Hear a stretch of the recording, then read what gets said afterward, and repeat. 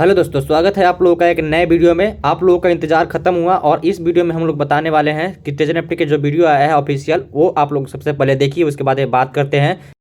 नमस्कार। आज हम बात करने वाले हैं एक जबरदस्त वापसी की, एक ऐसी कहानी जो सिर्फ एक कंपनी के बारे में नहीं है, बल्कि डिजिटल दुनिया में मुश्किलों से लड़कर वापस आने का एक प्रतीक बन सकती है। जी हाँ, ट्रेजर एनएफटी प्लेटफॉर्म वापस आ गया है और ये सिर्फ एक अनाउंसमेंट नहीं, बल्कि एक शानदार कमबैक स्टोरी है। तो सवाल ये उठता है कि डिजिटल एसेट की दुनिया में एक बड़ी वापसी, एक कमबैक असल में दिखता कैसा है? क्या ये सिर्फ पैसों का खेल है या फिर इसमें और भी बहुत कुछ छिपा है? चलिए आज इस पूरी कहानी को परत दर परत समझने की कोशिश करते हैं। तो हम इसे कैसे समझेंगे? हमने इसे 5 हिस्सों में बांटा है। सबसे पहले हम उस बड़ी घोषणा पर नजर डालेंगे जिसका सभी को इंतजार था।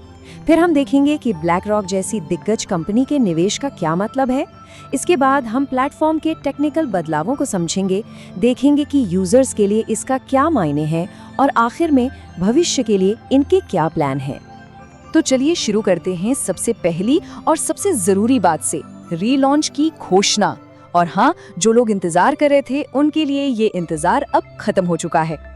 और ये रही वो खबर, वो बड़ी खबर जिसका सब बेसब्री से इंतजार कर रहे थे। विड्रॉल्स फिर से शुरू हो रहे हैं। जी हाँ, यूजर्स आखिरकार अपने फंड्स को निकाल पाएंगे। ये वाकई में एक बहुत बड़ी राहत की बात है।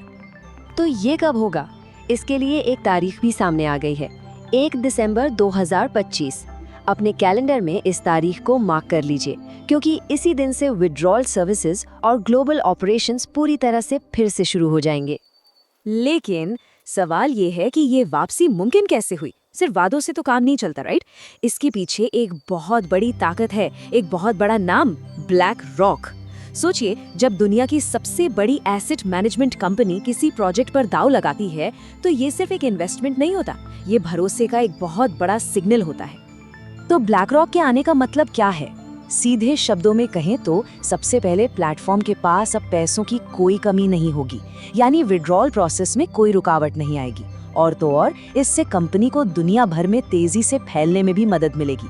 ये हर लिहाज से एक गेम चेंजर है। और ऐसा सिर्फ हमारा मानना नहीं है, इंडस्ट्री पर नजर रखने वाली बड़ी बड़ी रिसर्च संस्थाएं भी यही कह रही हैं।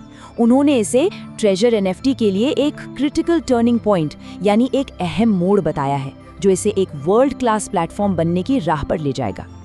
ठीक है, तो पैसा आ गया, प्रॉब्लम सॉल्व्ड? नहीं, इतना आसान नहीं है। एक मजबूत वापसी के लिए सिर्फ पैसा काफी नहीं होता, एक मजबूत टेक्नोलॉजी की भी जरूरत होती है। और यहीं से शुरू होता है कहानी का तीसरा हिस्सा, एक ऐसा सिस्टम जिसे पूरी तरह से नए सिरे से बनाया गया है। तो टेक्निकली क्या बदला है? काफी कुछ। प्लेटफॉर्म अब ज्यादा तेज और स्टेबल है, सिक्योरिटी एकदम टॉप नॉच, एंटरप्राइज ग्रेड वाली है।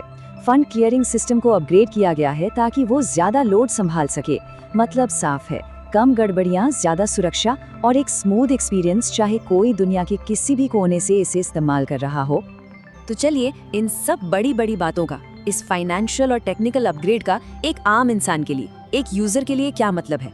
क्योंकि दिन के अंत में असली बात तो वही है ना। यहाँ पर साफ साफ दिखता है कि पहले क्या था और अब क्या मिलने वाला है। जहाँ पहले सर्विस में रुकावटें थीं, अब वहाँ भरोसेमंद स्टेबिलिटी होगी। विड्रॉल को लेकर जो अनिश्चितता थी, उसकी जगह अब एक स्मूथ प्रोसेस होगी। और सिक्योरिटी की चिंता की जगह अब मन की शांति होगी। ये एक बहुत बड़ा फर्क है। तो वापसी तो हो गई, अब आगे क्या? क्योंकि कहानी यहाँ खत्म नहीं होती। असल में कहानी तो अब शुरू हो रही है। अब नजर डालते हैं भविष्य पर, यानी एक नए दौर की शुरुआत पर। तो उनका आगे का रोड मैप क्या है? मोटे तौर पर 3 बातें हैं। पहला, वो अपने इकोसिस्टम को और फैलाएंगे। दूसरा, अपने मौजूदा प्रोडक्ट्स को और धांसू बनाएंगे। और तीसरा, वो इस टेक्नोलॉजी के नए नए और इनोवेटिव इस्तेमाल खोजेंगे। ये एक बहुत ही साफ और महत्वाकांक्षी प्लान लगता है। और आखिर में कंपनी ने अपने यूजर्स के लिए एक संदेश भी दिया है, एक वादा किया है। उन्होंने कहा है कि जो भरोसा यूजर्स ने दिखाया है, उसे वो एक ज्यादा स्टेबल, इंटरनेशनल और धमाकेदार प्लेटफॉर्म बनाकर चुकाएंगे। ये सिर्फ एक बिजनेस स्टेटमेंट नहीं है, ये एक कमिटमेंट है। तो ये पूरी कहानी हमें एक बहुत बड़े सवाल पर लाकर खड़ा कर देती है।